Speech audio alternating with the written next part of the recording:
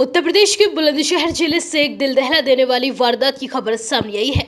यहाँ दो भाइयों ने मिलकर अपनी 22 साल की बहन की हत्या कर दी और हत्या के बाद दोनों शव को ठिकाने लगाने के लिए जा रहे थे, लेकिन उससे पहले ही पकड़े गए। बताया जा रहा है कि बहन का अपने भाई के ही साले से प्रेम प्रसंग चल रहा था और वह उसी के साथ शादी करने की जिद पर अड़ी थी, जिस पर दोनों भाइयों ने अपनी बहन की गला दबाकर बेरहमी से हत्या कर दी। फिलहाल पुलिस ने बहन के शव को पोस्टमार्टम के लिए भेज दिया है और साथ ही हत्यारोपी भाइयों को गिरफ्तार कर लिया गया है। दरअसल पूरा मामला बुलंदशहर के थाना छतारी के गांव बिकुपुर का है। यहां रहने वाली 22 साल की सरिता के शव को उसके दो भाई बोरे में भरकर काली नदी में फेंकने के लिए जा रहे थे। जैसे ही वह काली नदी के पास पहुंचे, वहां गश्त कर रही पुलिस की नजर उन पर पड़ गई। शक होने पर पुलिस ने बोरे को खुलवाया तो उनके होश उड़ गए, क्योंकि बोरे के अंदर युवती की लाश थी। पूछताछ में पता चला कि ये लाश किसी और की नहीं बल्कि उन दोनों